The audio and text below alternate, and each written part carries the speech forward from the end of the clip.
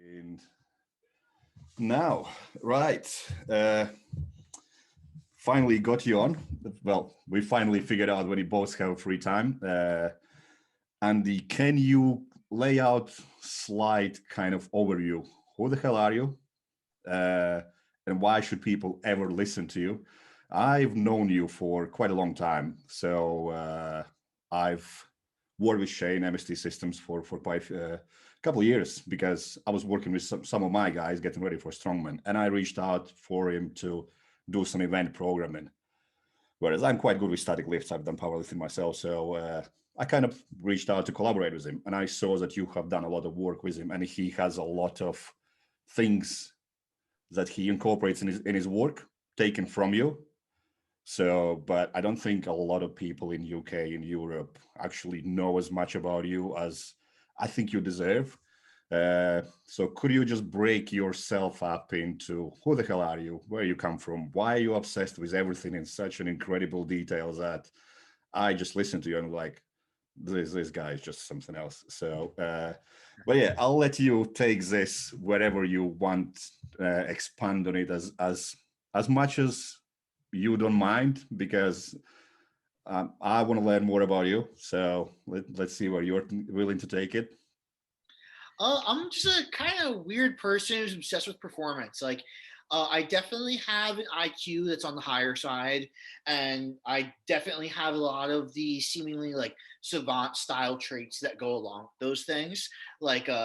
I recently moved, and the washing machine and drying machine in my apartment complex are like brand new, and they're all touchscreen, and there's all these options. And I struggled for a lot longer of a time than I care to admit to get it working.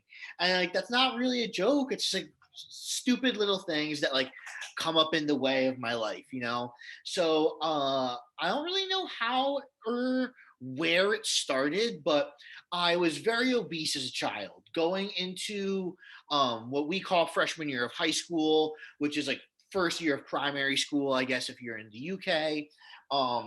I was roughly 100 kilograms, and I was barely 1.2 meters tall.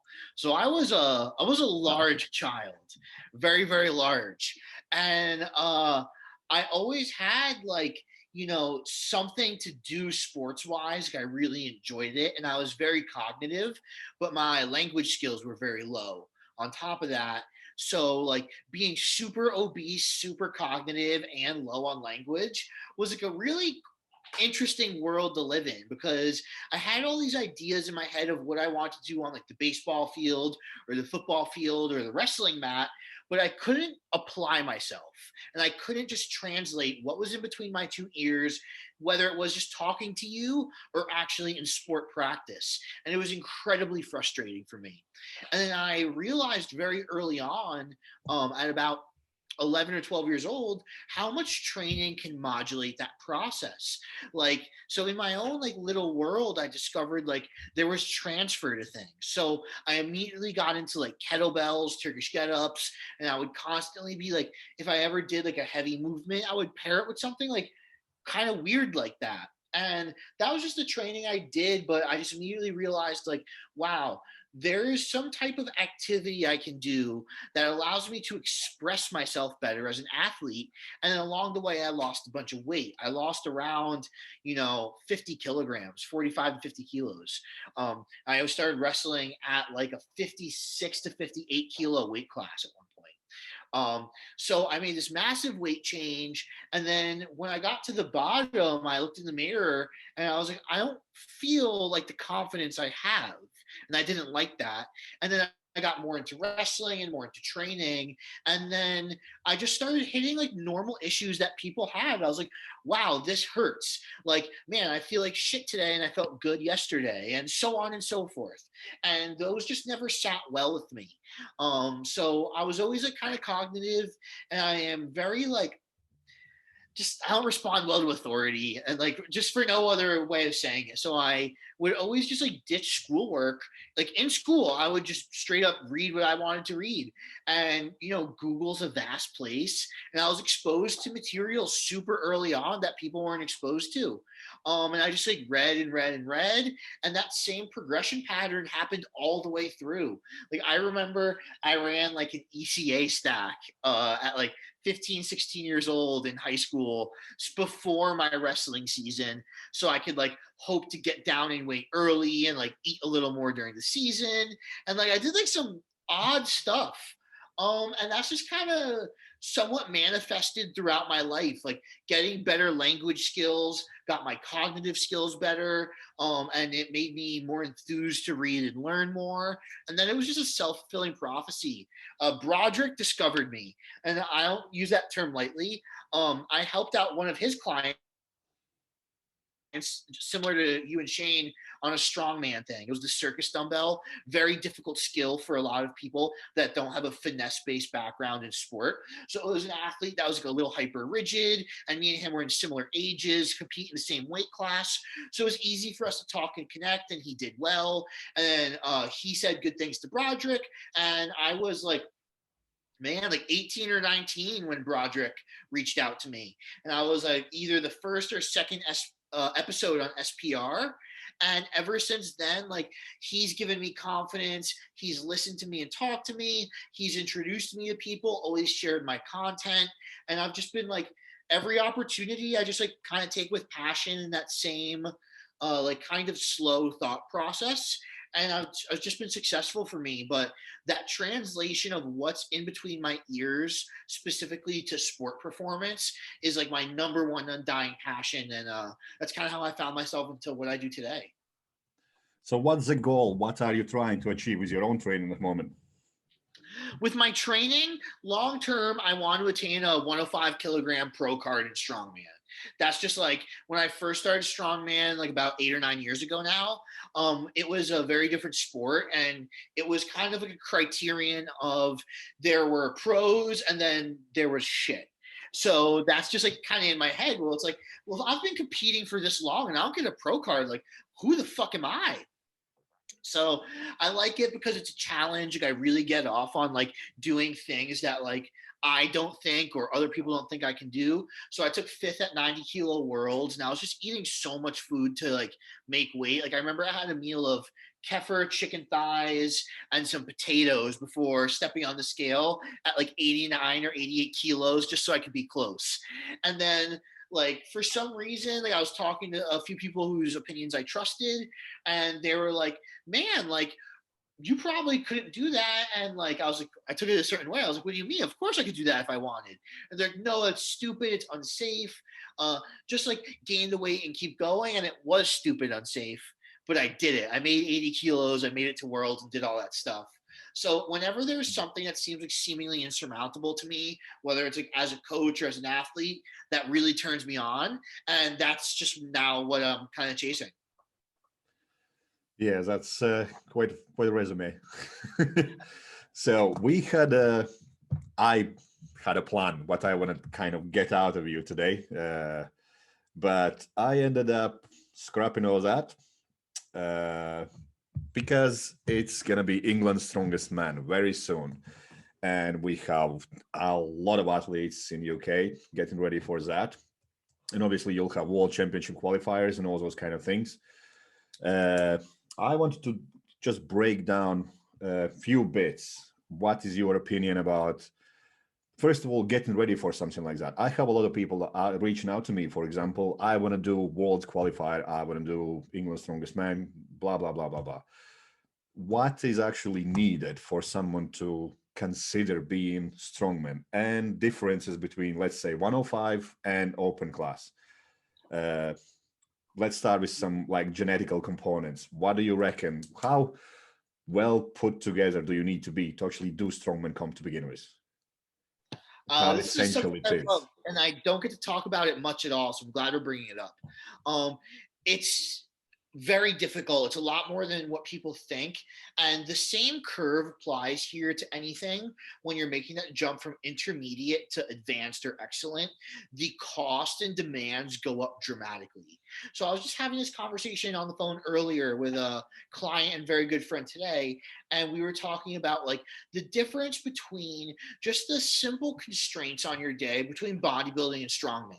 Not at all having connotation or anything, but what does it mean to do this as a strongman athlete, as a pro, and what does it mean to do it as an IFBB as a pro?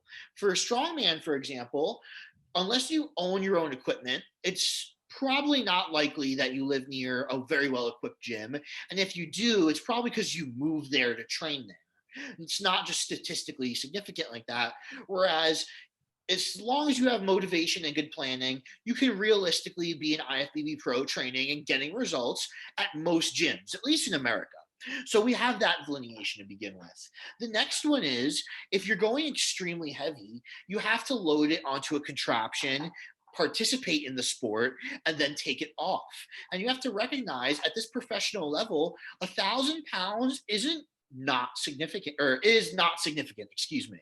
It's not something where people are like 1,000 pound deadlift's a big deal. 1,000 pound yoke is not a huge deal. So that might be something you're doing, somewhere between 4 to 8 times a year in training, which is a decent amount of volume for something that heavy. So it's like, okay, so we have to simply be prepared neurologically to actually load our skeleton and do all these things. We have to take it down.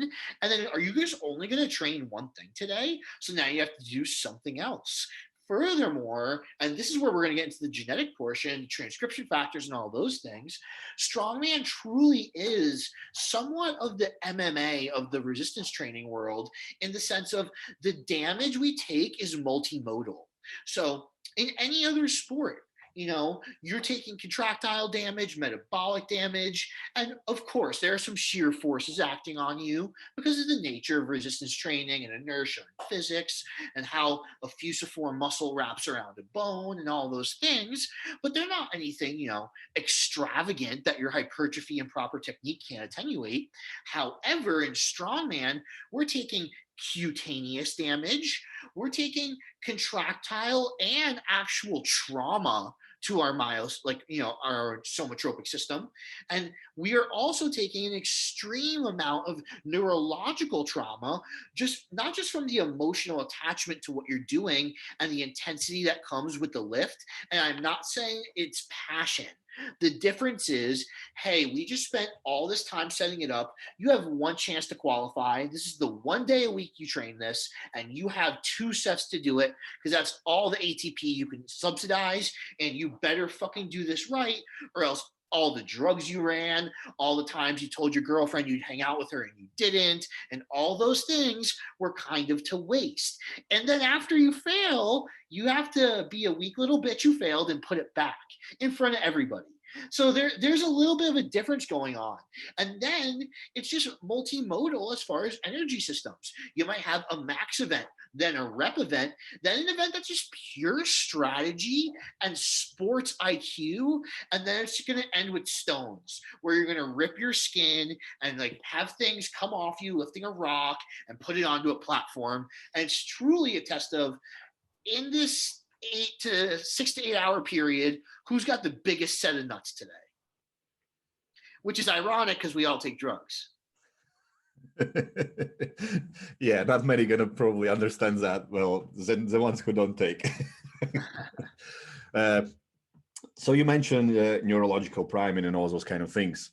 How do you actually make yourself work out at how can I even describe it? So you're most focused on a training day, but at the same time, you don't burn out leading up to actual contest.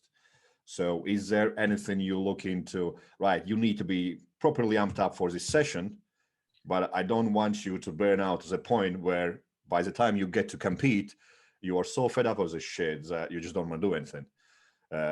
So I'll keep bashing everyone about just going for walks and all those kind of things, just so they can recover properly.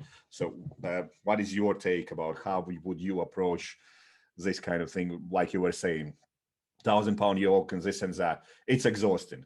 So what would you do to prime them for that 1-2 sets, and then bring them back to somewhat normal, and then get them ready for next session and still be at their best when they actually compete as well?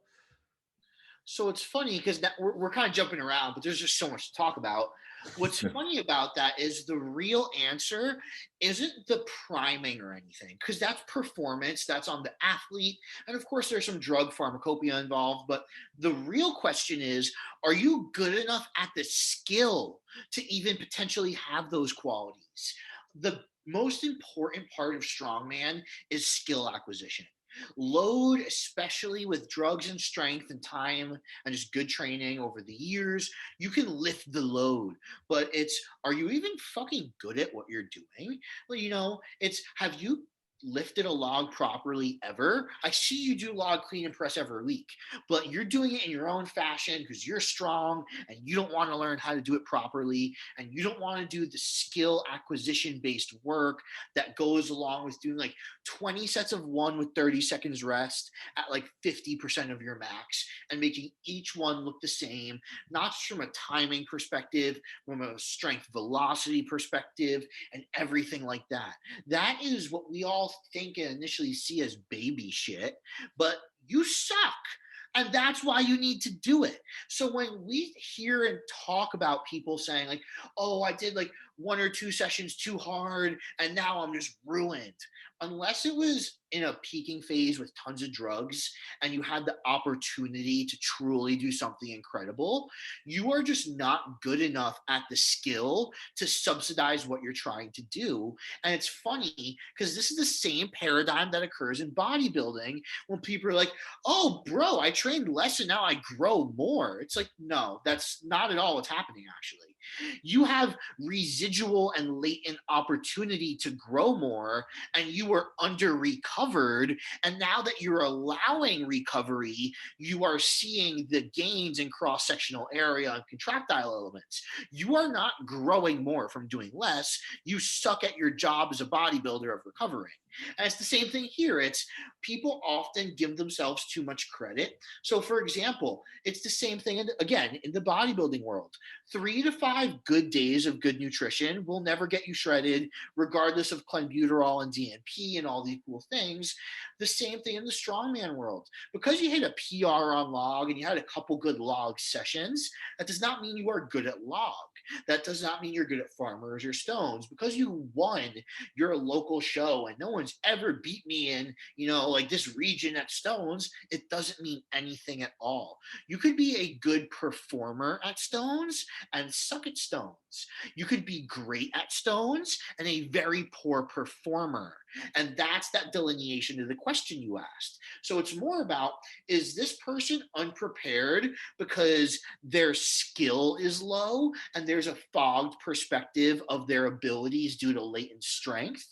Or is there truly some type of problem with behavior and performance in the moment?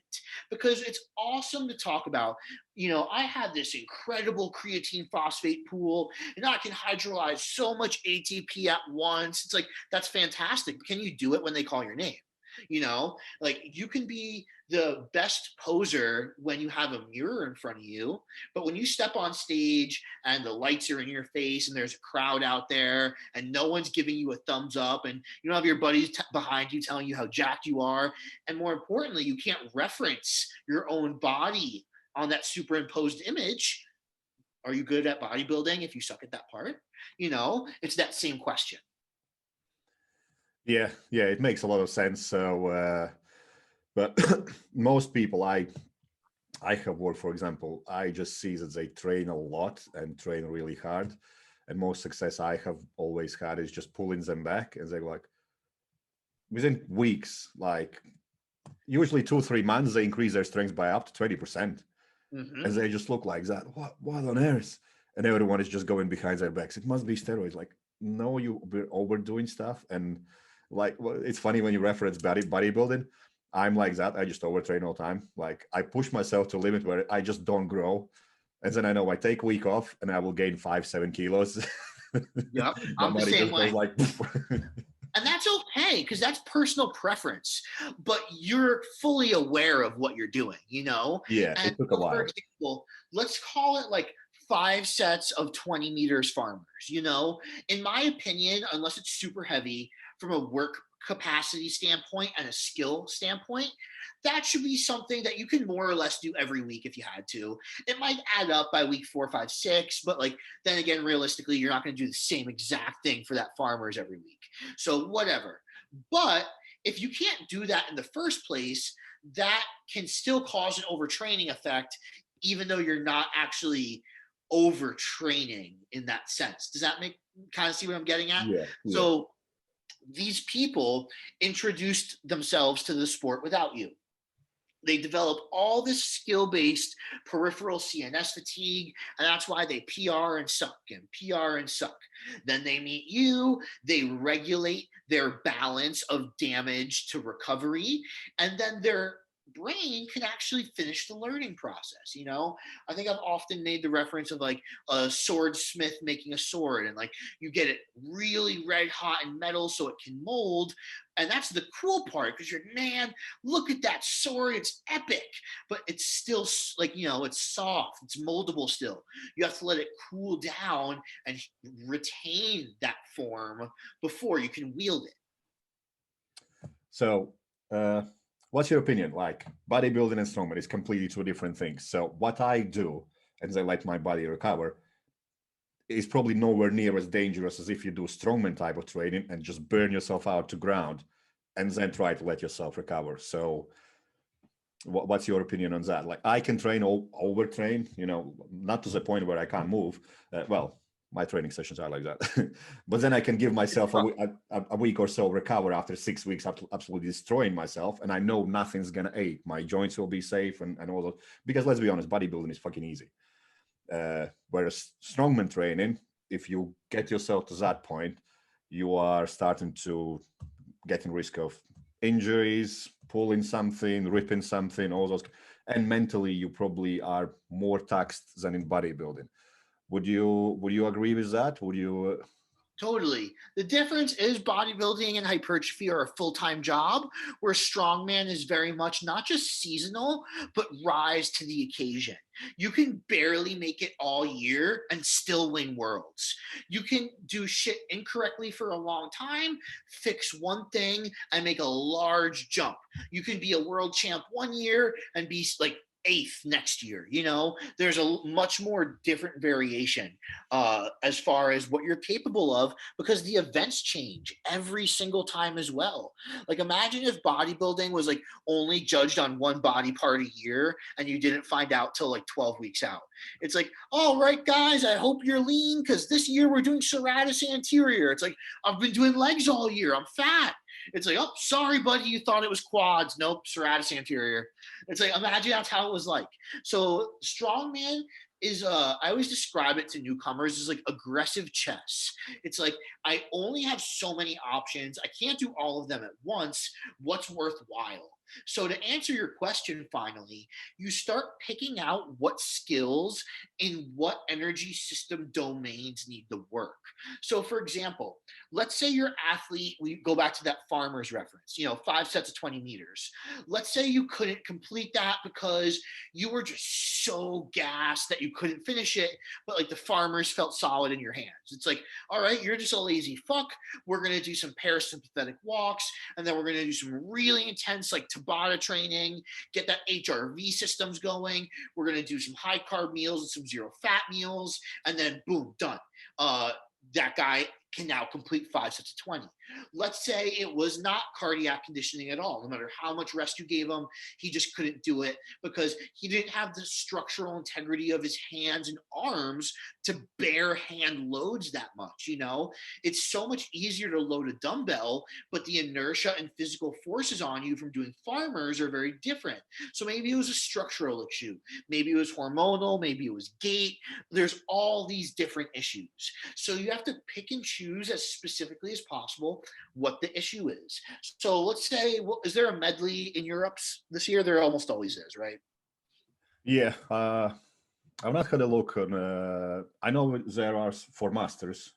There definitely will be one of those. So log track. So we'll just go like any arbitrary medley.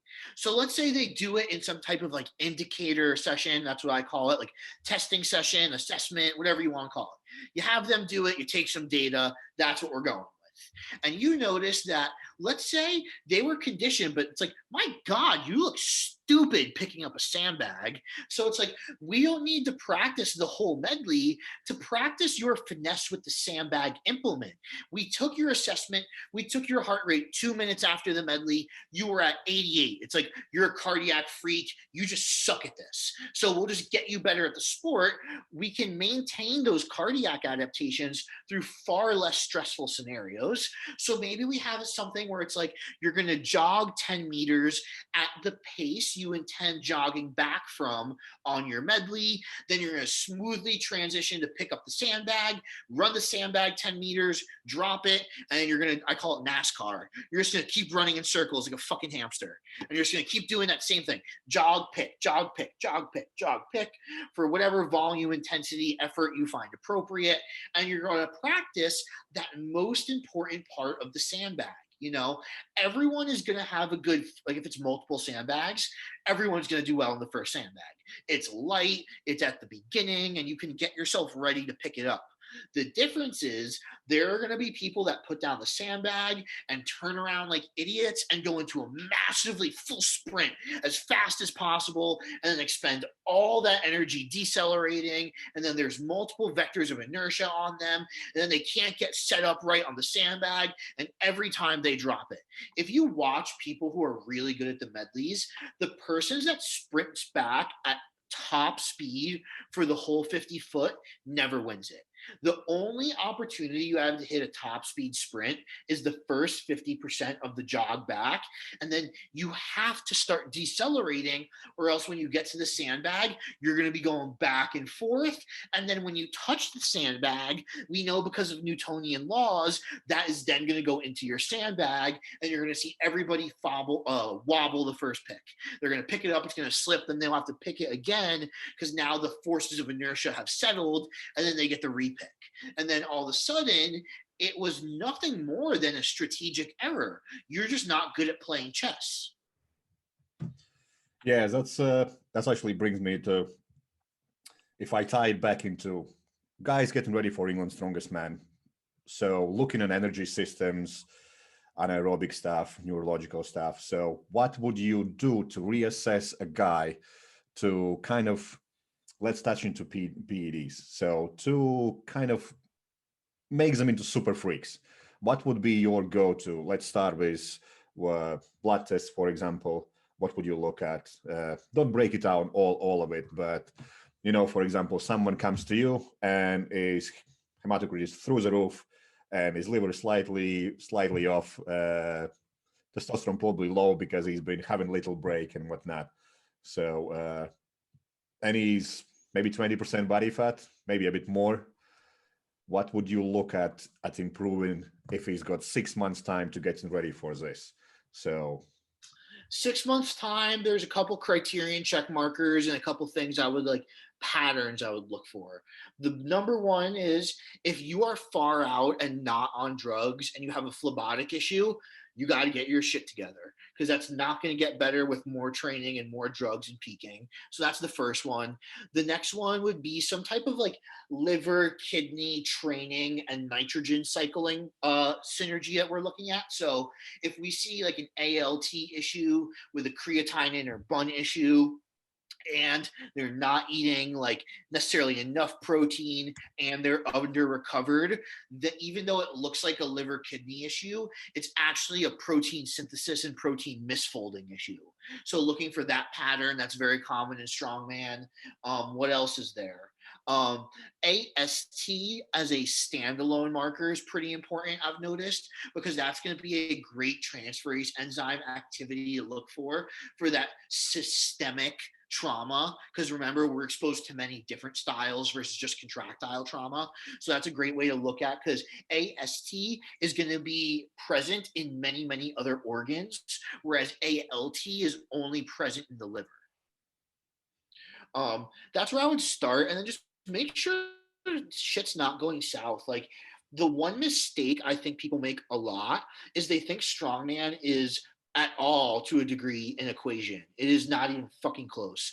I have seen people who are extremely poor representatives of athletes be world champions for no other reason than they show up on game day. And that only matters in strongman and a couple other sports. And that is what you need to coach as anybody more than anything else. So when it comes to nutrition, you actually don't need them to be shredded. I've had athletes do better at higher body fats just because they mentally felt better eating more food. And we just used a different weight cut protocol. And now he's fat and happy and he won. And like to him, he didn't care because he doesn't want to, he's not doing a body fat test. If he did, he would have told me his goals were aesthetic based. So that's also a big thing, you know, not imposing what you think is always best for the athlete, actually being like, hey, dude, like what motivates you? Like, and if you told, like, you know, I've heard everything. I have an athlete who every time we get near a contest, it never fails. About 4 to 6 weeks out, like when we hit like our last transition week and like dip in volume, he finds a new carb source, tells me that he hates every other carb source he's been eating for the last 2 months. He tells me that they're all bullshit and that this carb source is making him stronger by the day. And I'm like, all right, perfect, man. Keep doing it. Whatever. Like as long as you make weight and like we're good, you know, and it happens without fail. And that's one of my markers with this athlete when I'm like, this guy's on point, we're ready to peak, you know. So strongman is very weird in that sense as well, you know. So even when it comes to replenishments, there has to be some type of room for that in the sense of like, you know, what have you been eating in your pre-workout meals? Does that agree with you right now with your stomach? And what are the events for tomorrow? Do we need glycogen loading to the maximum degree tomorrow if it's all medleys? Because honestly, if you're carrying a little bit of body fat and it's a heavy contest, I mean, obviously you'll be doing some, but you don't need to push the big red button. You don't need to go like pins down as fast as you can. It's in that specific case, it's like maybe some orals, maybe some carnitine, but really it's like, hey, how you feeling? You feel good? Oh, great. All right, go do what you're supposed to do. And just let the athlete do their job. So you transition, you get everything done for beginning. You acknowledge they are healthy. You kind of figure out their diet, all those kind of things. You come closer to 4 months before comp. What kind of metrics do you think are most important to track in terms of progression leading up to comp? Awesome questions. Your podcast, I know you said you're somewhat new to this, but this is going to do really well. You're listening really well and like asking all the right questions. So when it comes to that, now we're looking at, okay, how can I find synergy between the phenomenology of behavior and what I think is important for this show? So maybe we'll pick like your top like 1 to 3 biomarkers. So it's like maybe it's resting heart rate 2 hours after training. Maybe it's AM blood glucose, and maybe it's like, you know, some type of sleep tracking because, you know, everyone in strongman's got sleep apnea, unfortunately. So it's like, okay, maybe that's like our big three. So it's like in your own mind as a coach, every time you get blood work done, you should be referencing your big three and then keep it as like a thing. So it's like when he was taking this drugs on this internal blood work, this is what he looked like, this is how he felt, these were the biometrics, and then next time we take bloods, we'll do that whole thing again. And that's how I create like a profile. But in that meantime, when we're looking to accumulate actual change in the organism, that's what you're going to look at. But you don't want them to necessarily know you're looking at it. So what I do is I separate them in my feedback. Like they're totally different documents. Like they have one thing that they fill out like a journal. It's a little more introspective. And I don't ask anything about numbers. It's like, hey, like if on your top set, like what did you think about that this week? You know, like that type of stuff. And ask them to only use adjectives and non-specific wording. Then I look at their training sheet. Then I compare that to their biometrics. So let's say it was like 95% for a single. And they're like, it moved kind of slow, but the video looked good and their biometrics show some fatigue. It's like, okay, that's obviously a compensatory downregulation in acetylcholine at the neuromuscular junction. thus inhibiting you from going even more forceful into the Newtonian world, because that's going to be a negative implicator for injury prior. So when we see an elevated sympathetic state at rest, we see decreased sleep, but we see the athlete perform and phenomenologically have fatigue, we know that skill must have gone up to complete the task, but now we're at like, maybe a dangerous point relative to our biomarkers. So what would you do at that point? I've had quite a few guys who reach this kind of point, and then something starts to ache, and I just know they are working their ass off, and appetite usually goes to shit. That's the first one. Very common, yeah. Sleep goes all over the place. And what would you do with them? Because they're obviously, they're on PEDs. They are a couple weeks in. They're starting to feel really great, really confident, really strong. How the hell do you pull them back at that point? So this is the annoying part about strongman. I think this has been the small caveat that's gotten my system so much success in the sport, is the only reason. So when you look at it as a physical preparedness, bioenergetic based sport, there's actually minimal needs for beta oxidation. The only reason you need to have a freak beta oxidative capacity as a strongman is because of how much damn food you need to eat. And that's literally it. So when you get to that point, you can attenuate these feelings of specific fatigue with your growth hormones, your insulins, your refeeds, and altering your damage elsewhere. So, for example, especially with high level strongmen in prep, taking 1 week off of just one event can do so much for recovery, even if you replace that effort on leg press. Because the beauty of strongman is, and this is also the annoying part about the intermediate jump, if you've made the jump to advanced, you've developed an architectural skeletal remodeling system that is good enough that typical lifting can almost never hurt you in a sense. And that sounds so cocky, but it's like, oh my God, I'm only inducing contractile damage. Even if it's just mental, it's like the fact that there's no skin, bone, and like blood involved, and like all the little things with strongman make it much easier. Even something as a clean and press, it's like, wow, this thing doesn't have to hit me in the ribs on my way up. That's kind of nice. So all these little caveats, when you break them down to something that seems simpler, even if it's the most brutal leg press protocol on the planet, to them it's like, I didn't have to pick up a keg, thank fucking God. So that goes a really, really long way. And you're more than educated enough to do the drug background work to bring down the biometrics. So you would only need to coach. And this is the weird part. I mean, we could start talking about the periodization of strongman. Is it's weird because the periodization laws loosely matter because of everything else. Think about it this way. How many of your athletes, and I know the answer, are training on the implements they're going to use at England's? Yeah, pretty well. It's probably zero. None of them are. So it's like, okay, I have to, if you put too much effort on periodization, which I've done before and made the mistake, it's like there's no periodization method that leaves room for event changes, that leaves room for using a totally different implement, like all of these things. So certain periodization laws carry weight, certain ones carry almost none. Yeah. So when you are planning everything, let's say you get closer 2 months out and whatnot.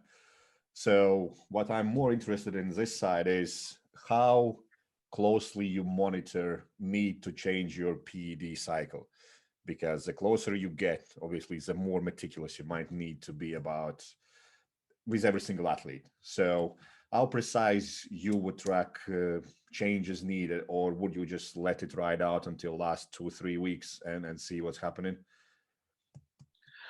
So I have like a hierarchy that is probably for like a whole other podcast sometime, of how I approach PEDs for strongman. Like it's a graphic I have in a notebook. I need to make it real one day, but I have this hierarchy. So it's essentially 7 weeks out is the last planned change window. And I simply use that because if you use a fast ester properly in 7 weeks, that's where I've noticed the ROI is. It's like if you're pinning 300 of some type of acetate over the course and at the end of 7 weeks, you can get the most out of your, like, from a peak plasma level of your 300 acetate by using like some weird pinning cycles. But that's the biggest peak on the roller coaster of acetate. After 7 weeks, you might as well have used fucking E. You see what I'm saying? Yeah. So that's why I call that the last line. So 7 weeks is the last like new addition, alterations to peak plasma levels, whether it be for, you know, volumization or transcription factor translation changes and downstream ribosomal changes, whatever you want. That's the last time to plan that stuff. And then 2 to 3 weeks out is the either the biggest show of your life, you're adding cool shit, or the badge of honor because you don't need to change anything. Unless it's a huge contest, I'd rather not change anything 2 to 3 weeks out. And if I do, it's because something's typically going wrong and we need to facilitate and fix what's going wrong behaviorally. Once we get below 4 weeks out, strength training concepts go out the window. All we're trying to do from 4 weeks out in Strongman on is make a properly timed enzymatic peak, which literally takes fucking like 5 training sessions. And we are looking to make sure they feel good, and that's it. But it's so much easier said than done because of all the things I mentioned. Like, you know, especially with like the weather and the lockdown, like how many of your athletes have been training hard in shit environments outside, you know? That makes you attached to it. You want it that much more. So 2 to 3 weeks, like even though you're, you know, on a big battle cruiser, that big battle cruiser has longer resonations to each side on the water. So, you know, I've had preps where going into it, I was like, you know, I think this guy's fucked. I don't think he has a chance in hell.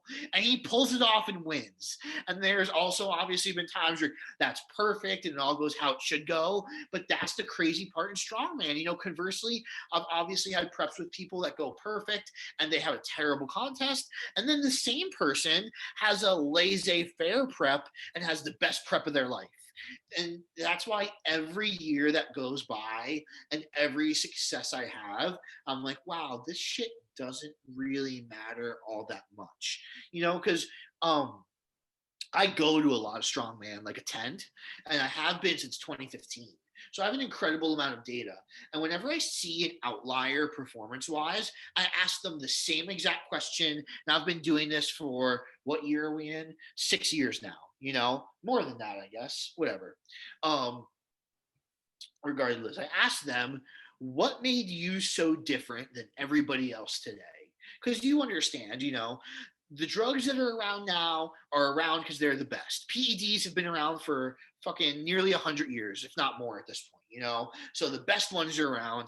You know, we live in the most social world of all time because of the internet. So information is easier than ever to come around. Hell, you can think about the luxury of being able to pay someone smart like you, me, Alex, or Broderick, or any of the other smart people out there just to interpret a paper.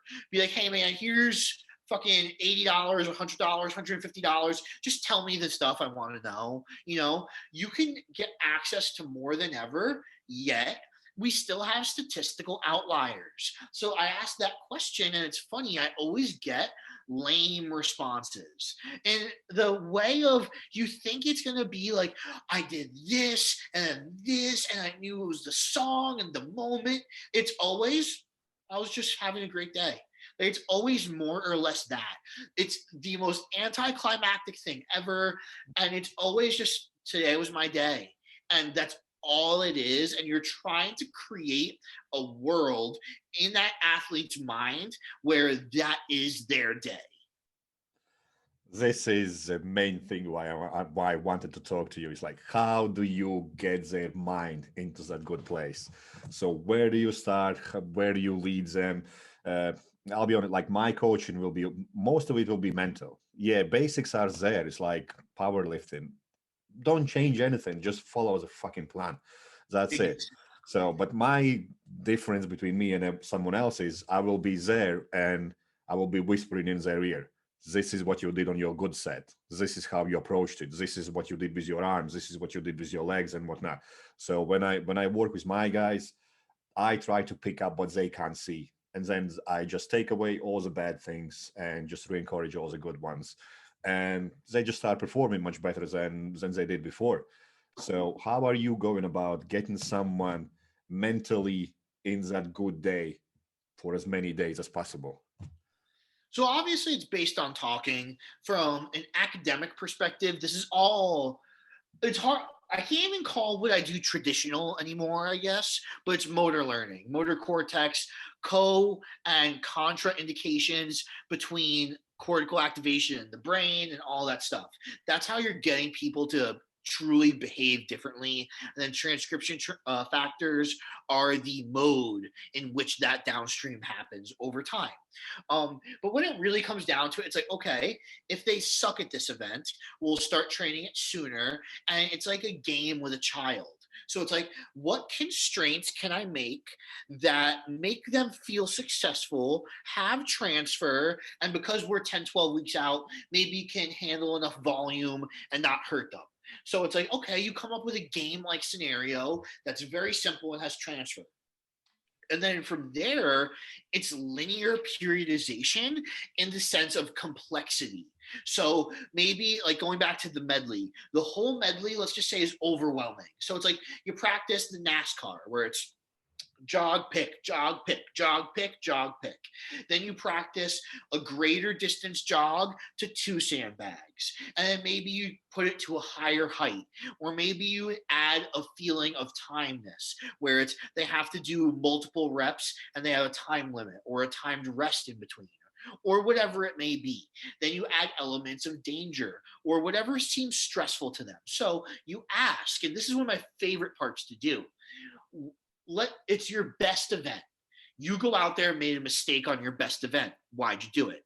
And they tell you, well, sometimes, like you have to drag it out in certain people, but they get nervous when their heart rate gets really high. So that's rate pressure product. Your systolic blood pressure times your heart rate, which is the acute marker of what's going on per beat from a Newtonian perspective in your cardiac world. So it's like, wow, that naturally is going to bring some shock and anxiety like factors in any human until you detrain that behavior and associate a positive behavior. So that's why you do the baby skill prior. Then you do the baby skill in a dangerous environment and make them comfortable with it. You see what I mean? Now we add maybe an element of strategy. Then you add strategy with danger. You see what I mean? So you alternate between complexity and like positive feedback and like, wow, you're so good this week. Last week you did only 50, you only did 50 meters. This week you did 60. Congrats. You're getting much better at that movement. And then there are going to be times where it's like, yeah, you might be getting worse every week, but you have to eat shit right now so that you can learn better next. I'm sorry. Like, it's not progressive overload at all. Unfortunately and fortunately, in learning, you oftentimes have to push past the barrier. And we all know this as like being stupid teenagers running drugs or however old you were when you got into it. It's like, oh, well, 4 cc's, why not 8? And then it's like, oh, okay, 8's bad, bad, bad, bad. Like the peptides that make learning happen and stick in the neuronal like the neuronal cortical areas, it's a junction. And the delineations off the junction are where memories are truly stored. So it allows them to be like quote unquote stored in a neuronal cortical junction is how well it sticks. And the things only stick, like the sword analogy, if they're red hot, and that red hot could be really red hot good. Like I've literally seen people get better for the rest of their life at an event from one session. Now, that one session may have been purposely do that. So I have protocols that involve, like, per se, like, a nootropic, an oral, some type of, enhancement protocols that allow that to happen and be a little hotter. But they have one incredible session and they never suck at it again. And it just happens. So you have to assess, what do they suck at? Why? Like, it could just be this person just only can deadlift in a creatine phosphate environment. The second they go into glycolysis, they look like a shitting dog. So it's like, okay, luckily that's just enzymatic. Like, you're just lazy. We just do some conditioning work and you'll be fine. So you have to assess what they suck at and why they suck at it. And the reason that's difficult is because the answers can be totally different. You can just suck at your best event for reps because of an enzymatic issue, and you could just poorly perform because you don't know how to perform. You're good at doing 5x3s because that's what you've done your whole life, but when someone calls your name and it's a different log and things are a little different and you realize it matters, and maybe the log feels heavy on the pick, or you get a long down command, now your behavior integrity is that of a 5-year-old and you make tons of mistakes. So there's so many different reasons why you could have made all the progress in the world in training. You could have gone from a 130 kilo stone to a 180 kilo stone, and you could still take fourth in stones. So that brings me to a comp day. So we get everything set up, we assess them at the beginning, we keep carrying on. 7 weeks out, you make last adjustments. And on a comp day, so what do you think is most essential kind of, not even skill, things you are looking at that might kind of predict success on a day? So what are you looking on your athlete week before that? What's more essential for me is probably ability to recover from one event to another, what it would be for yourself. So what are you looking at on bringing your athlete in on the last week that, yeah, you've done everything right, and this is pretty much it. We're killing it. From a biological perspective, it's too late. If you don't have your shit together by that point, you're just fucked. There's nothing you could do. Like, you could take some GW, you could take some ITTP, but if you're just ventilatory out of shape, there's nothing you could take to increase tidal volume for 8 hours and be good at tidal volume exchange. There's nothing you could take for that. So if we're talking biological factors, it would actually just be picking what events are truly worth your absolute best effort, and what events do you have a criterion strategy. So what that means is, competed a lot of times. I've taken every approach, drug protocol, and I've tried to do anything TR on 5 straight events. And unless you're a novice or it's your first 1 or 2 times competing, you need a vibe out event or 2, and you need 2 or 3 just get my points events. So the way I normally set that up is, if it's your best event, just get your points, do a criterion amount that you and your coach agree on, and then play it by ear.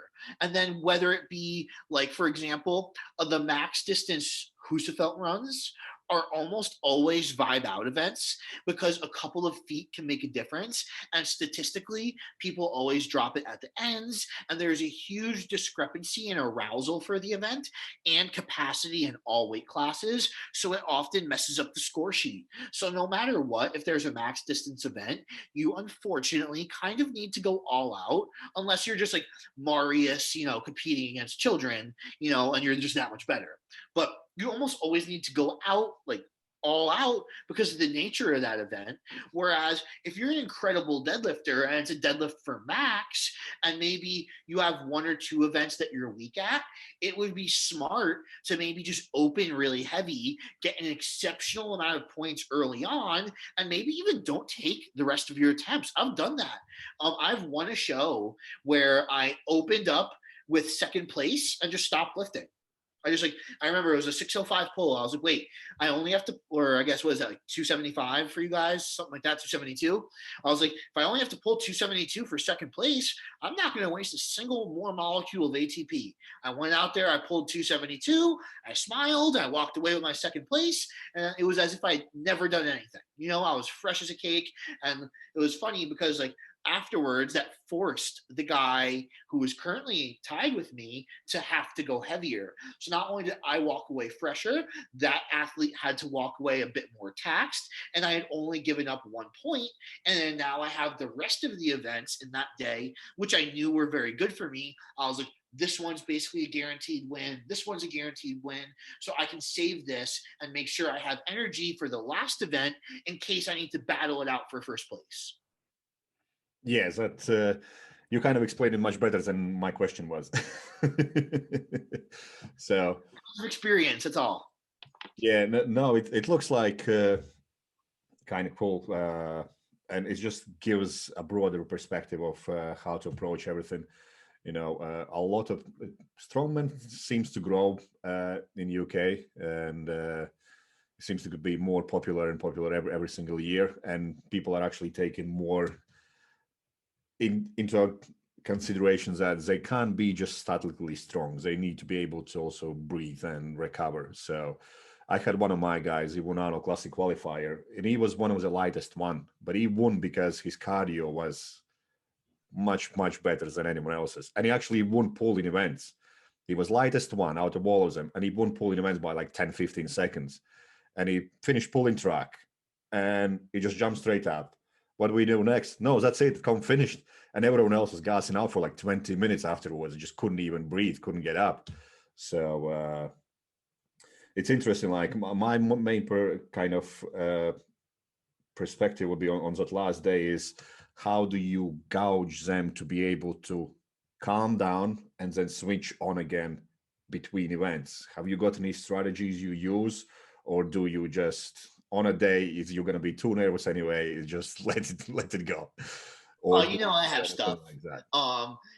Right away, you need. So I always recommend bringing what I call like your relaxed outfit. So it's whatever you're going to wear in between events when you're eating food, hanging out. So you can just, it can be multiple different ones. It can be the same thing. The second the event's over, I don't care how excited you are, if it's your best mate going next, you're just going to walk over and put that stuff on and take what you have off. Give your body some type of tangible experience. It's like, okay, that's over. Then go meditate somewhere. So now you have the cognitive experience and the thought and white noise and anxiety driving downwards, as well as your heart rate, oxygen levels come up, and then tell yourself, okay, vigilance is again no longer necessary. The stress is over. That'll be facilitated with some food. There are hemodynamic changes involved, and then you can get yourself down. And then having some type of switch when, okay, now we're putting competition clothes back on and timing it appropriately. So it's like if you've read triphasic training, it's like that same V, just in like the complete opposite or totally different world. But you want to be able to get that high level sympathetic. You need tools to come down. It's not just going to happen, and you have to especially use some type of tools because you're going to be nervous as fuck anyways. Only the best, like in the sport, can just walk over and do nothing and need no help to relax in between events. I would almost say that like the analogous concept of flexibility and plasticity, that occurs in metabolism and muscles and everywhere. It's like if you could have that with skill related emotional control, that's almost what makes you really, really good at strongman as well. Yes, that's I seem to find there are a lot of guys who are extremely good, extremely strong and all those kind of things, but mentally they just can't hack it and they just disappear very quick. And the larger that V can get, the better. You have to understand. It's just like with your finances. The more money you make, the more money you spend, the more debt you could potentially have.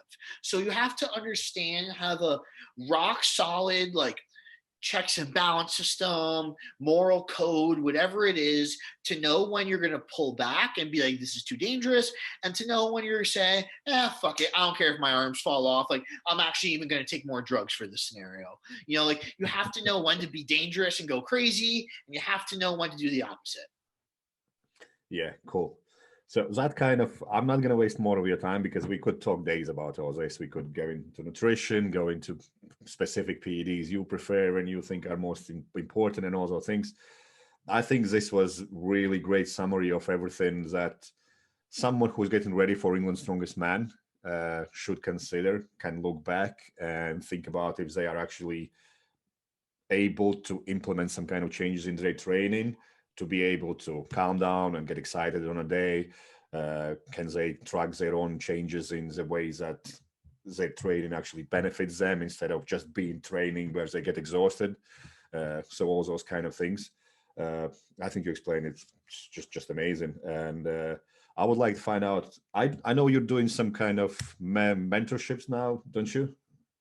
Yeah. So just real quick, the last thing I'd like to leave everyone on is also pay attention to the type of excitement you need. You know, a medley requires different arousal than your max deadlift, and something you are very good at requires different arousal than something you are very bad at. So that's like that last thing to consider. But unfortunately, the mentorship period is closed at the moment. I got a lot of applications really quickly, and I'm not willing to take on a ton of people at once. So there's a very small cohort of 6 people, I believe, I accepted. And when I go forward, I will open up another application in the future if I have time, because, you know, I have other educational products and like things I'm working on.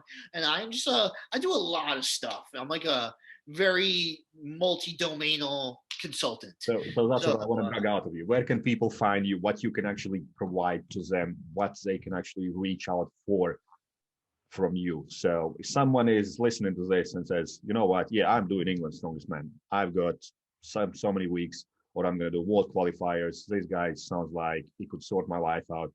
Where do they find you? What you can actually give them? Are you actually willing to work with anyone else now that you have your mentorship program rolling on, or is that off cards for a month or two? So where do we find you? So obviously I'm a passionate person, right? So I go in on off periods with just accepting everything. I'm not going to be accepting clients for quite a long time, to be honest. The mentorship period will be on and off. I always offer consultations. So that's just like you can buy a pack of 3 or you can buy one and just be like, more or less, hey, let's shoot the shit and get some notes. It's a recorded Zoom conversation, and it also involves an email follow-up for comprehension.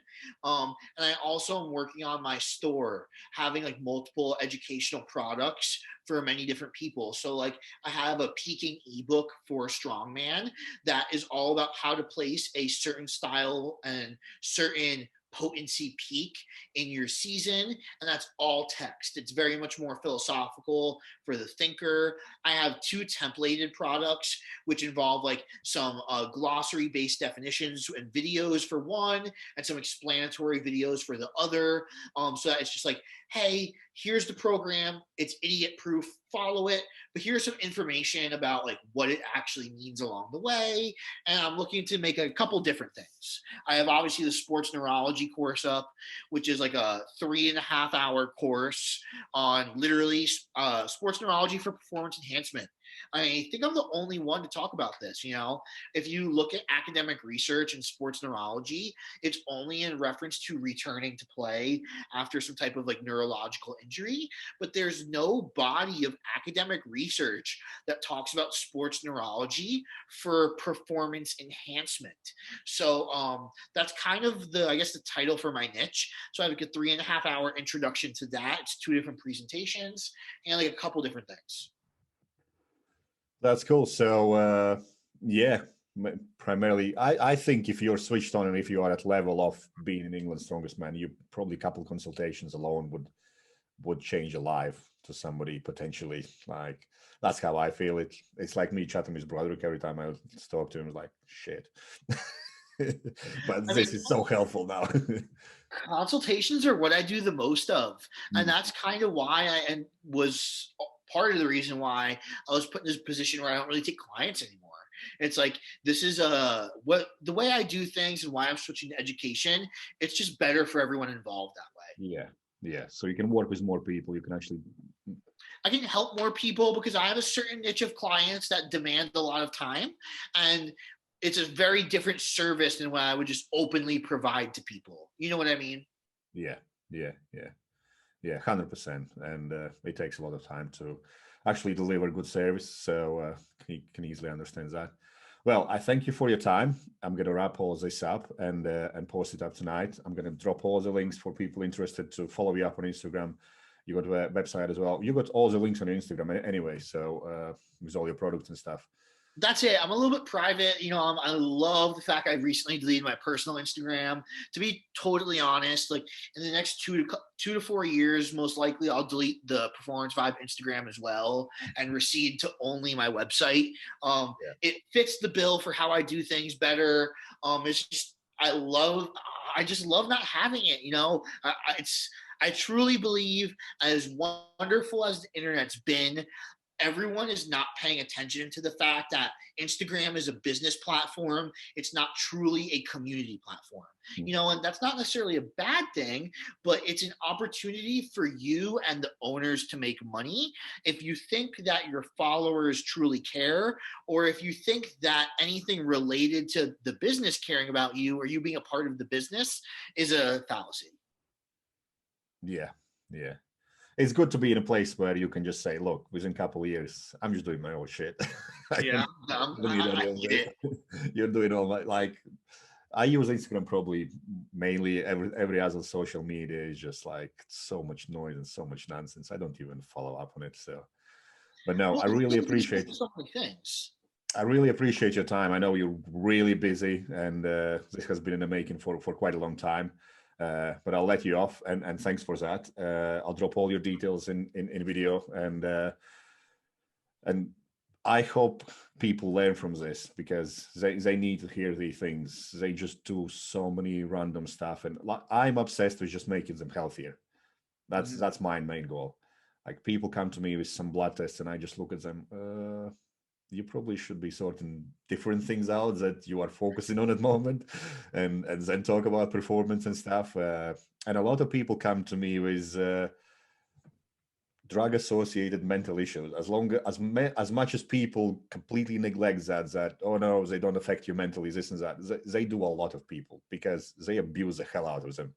And that's when they run into a lot of issues. So that's why it was interesting for me to hear your opinion about, like, mental side, how to switch on, switch off, because I find that a lot of guys take so many drugs that they can never switch off anymore. And it's just like, you're a disaster waiting to happen. So I've had guys at 170 kilos crying on bloody toilet and ringing me how bad they feel. And I'm like, what? You shouldn't be feeling like that. No, you're very right. Yep, that's very true. Yeah. And on that bombshell, we're going to finish this, and I'll catch up with you soon. So thanks for that. Yep, absolutely. Thanks for having me on.